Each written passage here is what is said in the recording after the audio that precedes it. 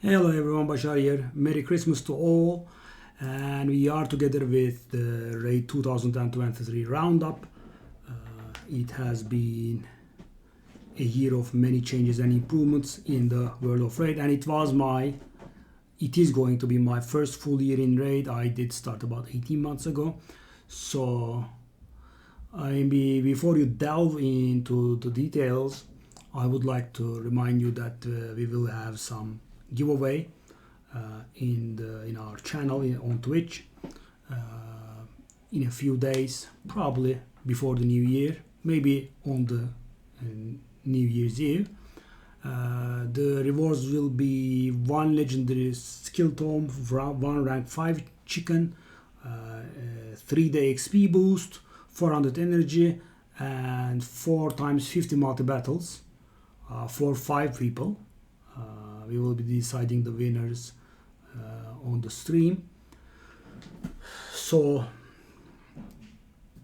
if I want to talk about me personally, quickly, the best thing that happened to me was in 2023 was that I got accepted into the content creator program.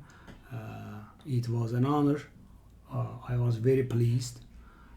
So I have been playing, as I said, for about 18 months now, and I did apply when I just started streaming, and when I switched to streaming in English in February, things took a different turn. I lost some of my, well, maybe rather most of my, Turkish community, but I gained some new ones. I built a new community, of course, pretty slowly. And in August, I think I did get accepted into the program, so that was the best thing that happened to me. And so, we are supposed to talk about the best thing that happened to Raid, but I would rather, me being the chatterbox, I wanted to actually talk about almost everything that happened to Raid in 2023, and the list is quite extensive, so let's get to it. So guys, one of the things is Plarium points, right? This system was added in, I think, January or somewhere, right at the beginning of 2023. So basically you spend $1 on PC and you get 5 Plarium points, and if you're on mobile, your purchases do not award you Plarium points, but the advanced quests and the other stuff do. It's a nice system. There are some extra rewards. Of course, it progresses a little bit slowly, and there are many changes. So I will, just from one to one, and then I will, talk about my favorites. Then hard dungeons were added to the game, right? So they were pretty nice. We are, at the cost of 20 energy, we are delving into the hard mode of the dungeons. They take a different approach. You cannot do the same thing. And they are, of course, very nice for gear farming. You get a 0.5% chance per mythical drop per difficulty. So if you're doing stage 10, you're going to have a 5% chance on mythical drops. Then we have been, I think, given Artak as a login champion at that time. Right? Very nice champion. For dungeon soloing, I think he is quite the king. Because, most champions that do try to survive cannot bring decreased attack. Right? And we have the HP burn here, we have the HP burn activation, we have the HP burn duration extension, and also decrease attack, and also a lovely passive that gives us speed, defense, resistance, etc. A very nice solo champion, can also be very good in Hydra. You can build them with crit and whatnot. So that's what we had. And then we had one big change we see here. We had live arena added to the game. Pretty lovely. You and the opponents draft and draft a team of 5 champions, and you and the opponent ban 1 each, and then you get to battle arena simultaneously. right? I mean, in turns, but both parties are being piloted by a player. That's that. Then we had some artifact rebalance, I think, approximately. I mean, I'm not following the chronology perfectly, but it should be, accurate-ish. The curse set was reworked. It was the worst set in the game. Now it is a pretty useful. It allows you to place Hex. The retaliation set got reworked. Now you can equip 2 pieces. The set Fury was reworked. There are a lot of changes. It rendered Frenzy absolutely useless. That's what I recall. There is that. Then we had the gold medal chest for endgame players. I'm not there yet, but soon hopefully. So if you max out all of your affinity bonuses, then the medals will just keep piling up and up and up, and they would be useless. Now they are not. You can spend I think 1,000 or so to get these chests that give you charms and the weekly arena set rewards. Then we had the Soul Rush and Soul Chase tournaments. I mean, the Soul feature has been added to the game in 2022, but Soul Rush and Soul Chase tournaments, alongside with activities that gives points for getting souls, like this one, have been added to the game in 2023 as well. Call of the Arbiter series was in 2023 as well. It was a nice animated series, gave out some nice rewards. Then we had the Prism Shards summon pool events. I mean, there is always a set pool of champions and some fixed drop rates, right? The pool always changes and the ratios always change, and therefore the number of Prism Shards that you spend change as well. What else did we have?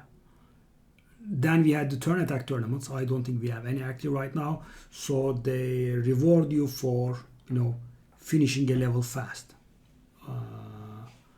They have been pretty different. So end game players have been rewarded here again, because if you are doing stage 10 fast, you are getting a lot of points out of it, right? And stage 20 normal is no longer the sweet spot for it. It is a pretty nice thing. So if you bring, for example, if you want to make your team, tanky, right? You want to be risk-free, and you bring, for example, your Elva in the team, so you just don't die, right? And because she is virtual and non-damager, she takes a lot of turns and makes your score worse, right? You have to, find a sweet spot between the two. What else? I think we have the Phantom Shogun grows. The Phantom Shoguns grow and accessory ascension. It is a terribly hard dungeon, as you know.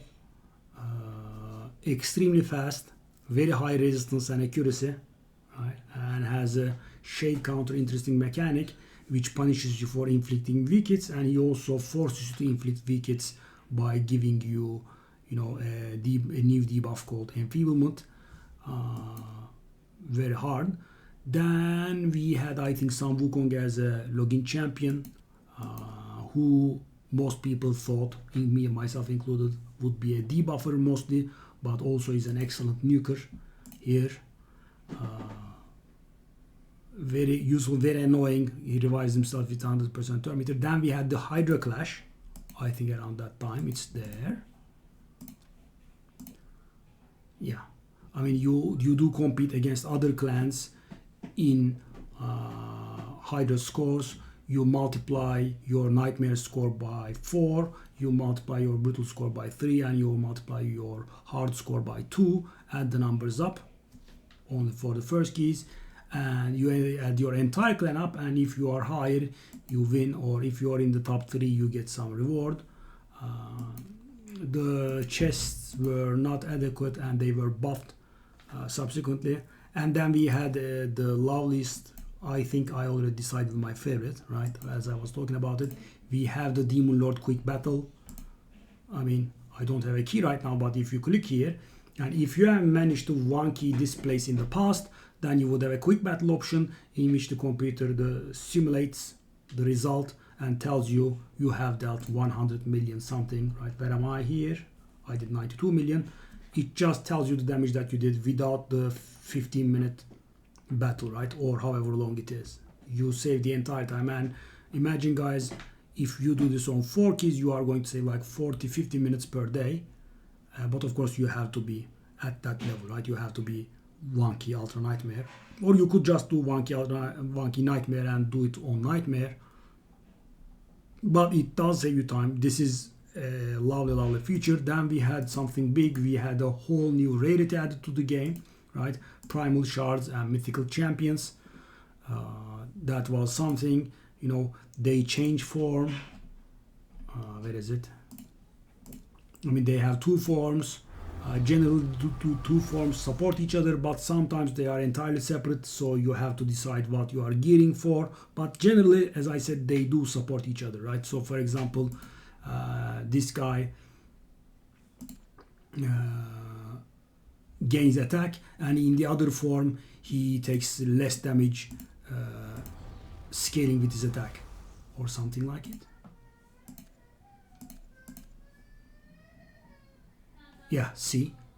So guys, normally you would say, what would a support champion do with attack, right? It's not going to be very meaningful.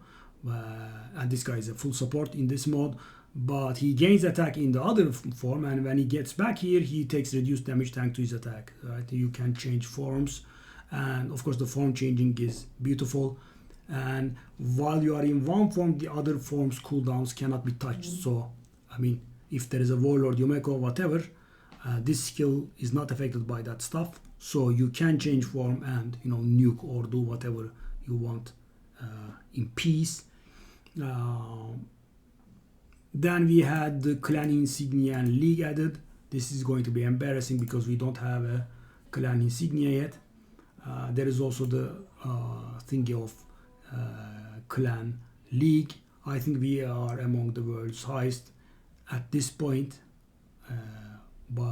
By being a little bit lucky. So Hydra Clash is the main source here, and CVC tournaments are you know, helping.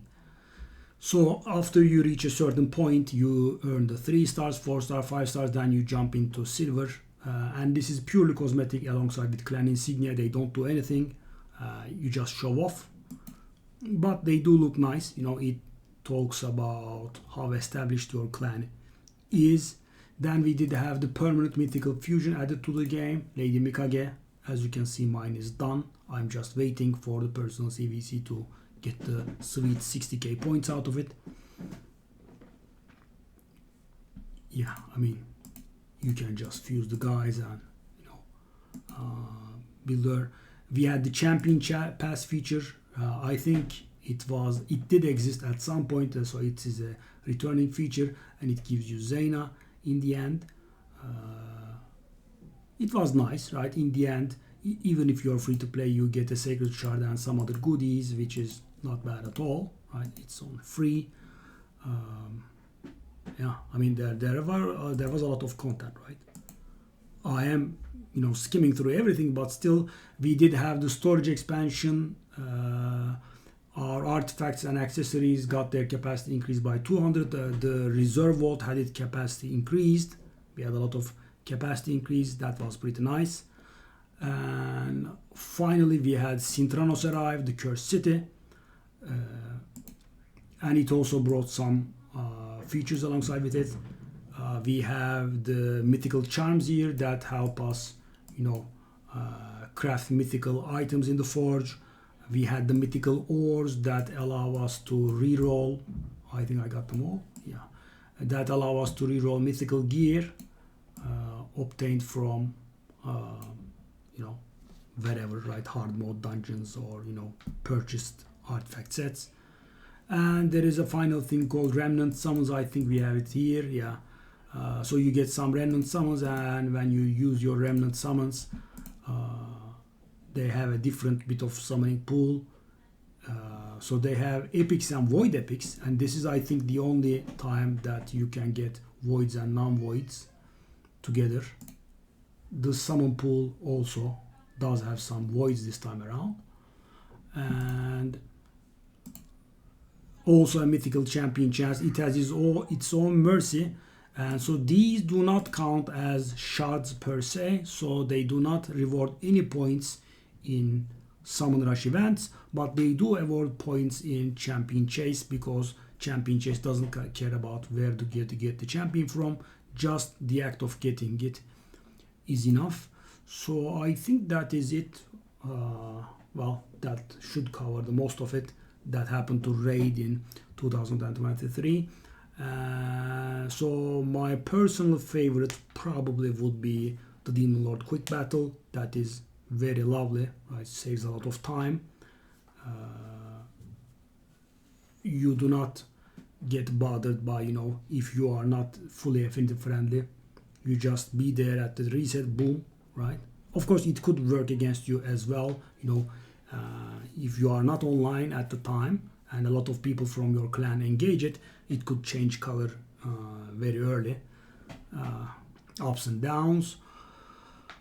Well, I do like Curse City. I think that could be a second favorite, but the difficulty level is a bit off. In hard mode, the first zone is extremely easy, like maybe even normal Doom Tower. The second and third zones, you could sometimes get, troubled by the conditions there, right? They are not very hard. Let's say moderately hard. I wouldn't put it at the level of hard Doom Tower. And the last zone is, out of this world. It's extremely hard. As of this moment, I think we had enough keys to finish the hard Synthranos. And from what I can tell, only 6 people in the world have been able to complete it. So if that difficulty level could be toned down a little, that would be nice, right? I was hoping to complete it, and I was shown the error of my ways relatively quickly. I mean, the number of conditions, you are limited by a faction, you are limited by affinity, you are limited by role, all at the same time, which means you can use maybe like 2% of your collection there, maybe, and the rooms are like hard Doom Tower rooms, end game hard Doom Tower rooms, and that much condition is making life very hard.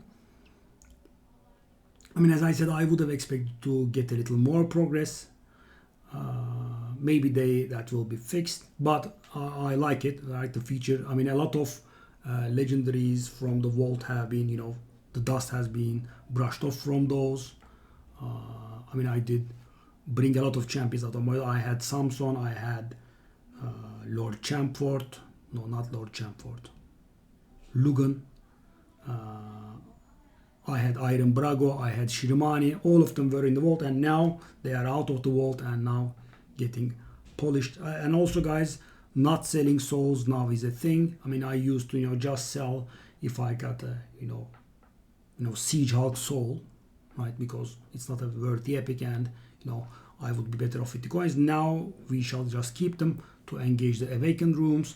It is a nice challenge overall, but I feel like, as I said, the last one is a bit too much. But maybe it's intended. They said, okay, the first 3 zones are yours, but the last zone is, for real end game only. Could be a decision. And if I was to say another thing that I liked, artifact set rebalance was nice. Maybe we could have some more, but I don't think that's really happening anytime soon. Champion rebalance could be good, right? We had that at the beginning of 2023, but then in the second half it just stopped. And the Plarium did say that they will pick it up in 2024. That's going to be nice. I would also like to shout out to my fellow content creators, Final Kenpachi and Hell Hades. And Final Kenpachi, we have a good interaction and we did raid each other a few times. And Hell Hades, I did not have a direct interaction with, but the site that he runs is extremely useful. Is inspiring. I like it. So that is, I think, it for my recap of 2023 in Raid, and I will see you guys on stream for the giveaway. Bye bye.